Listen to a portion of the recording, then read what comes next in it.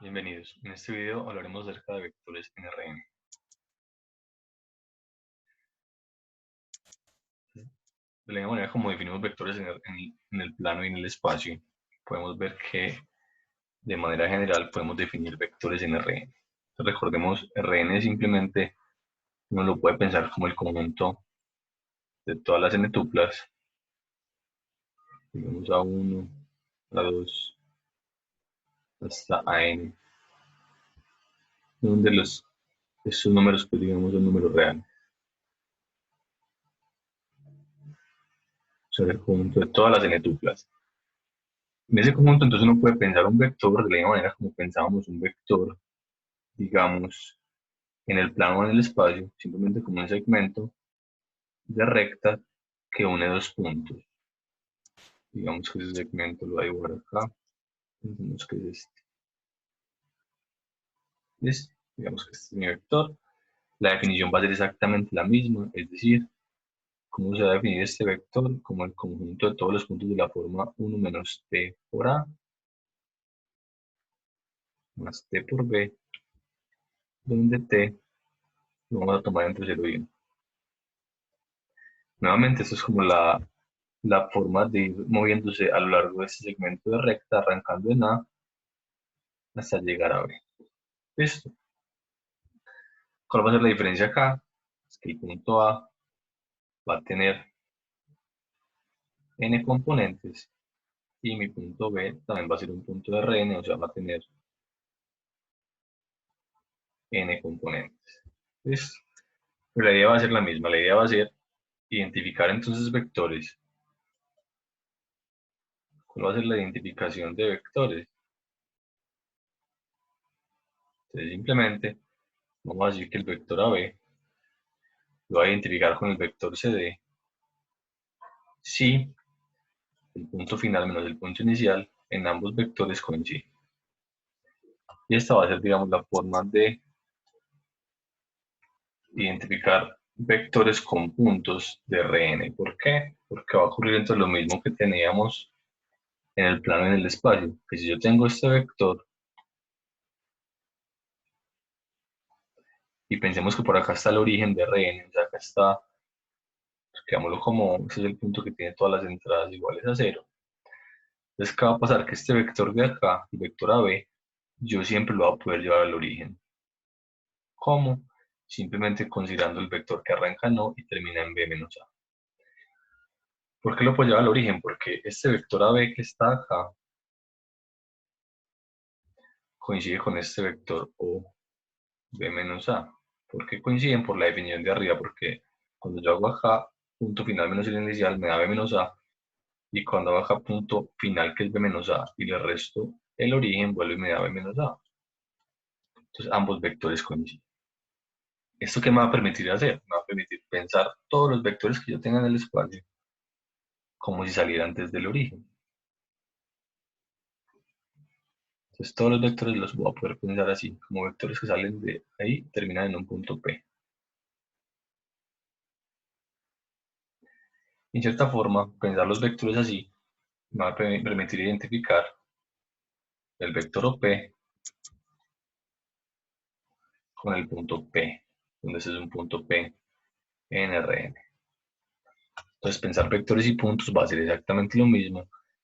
Miren que eso es exactamente lo mismo que hicimos en R2, o sea, en el plano, y en R3, es decir, en el espacio. Vamos a tener exactamente lo mismo. Entonces, lo que vamos a empezar a ver es las relaciones que van a haber, digamos, entre vectores y puntos. ¿Listo? Entonces acá, para que recordemos, cuando yo tengo puntos en Rn, ustedes pueden ver que al tener dos puntos en Rn, yo le puedo sumar otro punto en Rn. Y la suma, pues simplemente la voy a hacer componente a componente.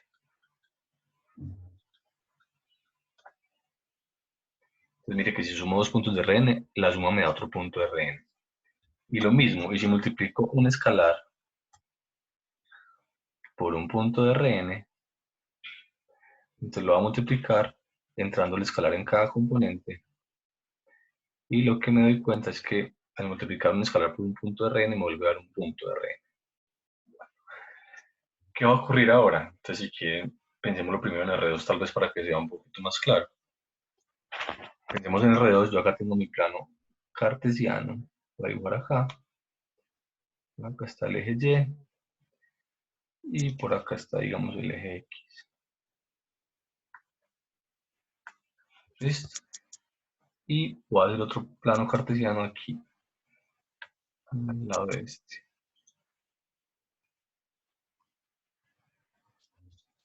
Este, acá está, pues, digamos, mi eje Y. ¿Listo?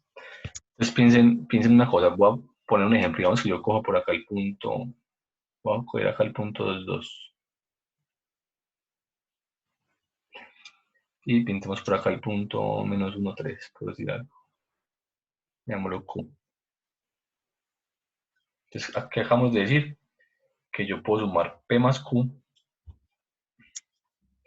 Y al sumar P más Q, pues sumo componente a componente, me queda menos 1 más 2, que es 1, y 3 más 2, que es 5. Es decir, la suma de esos dos puntos me va a dar el punto, pintemos por acá de verde, me va a dar el punto 1, 5, por acá. Sería el punto P más Q. ¿Listo?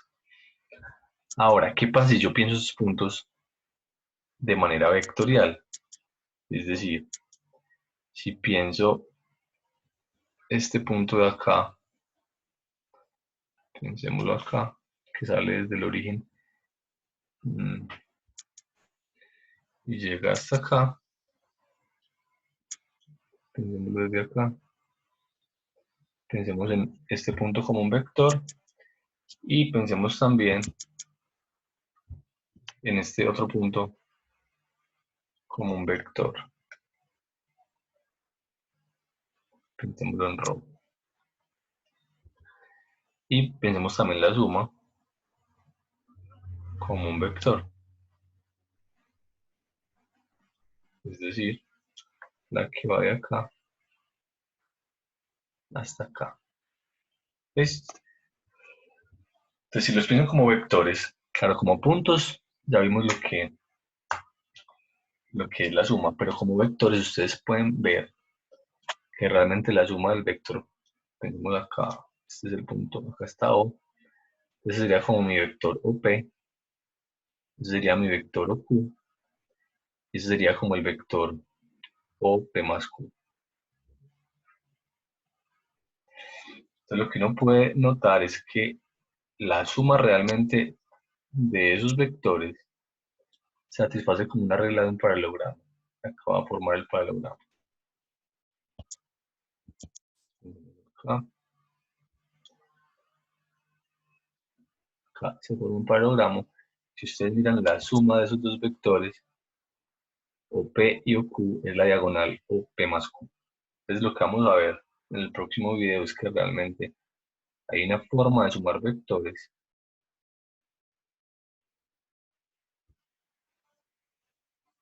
que es usando una regla que se llama la regla del paralelogramo.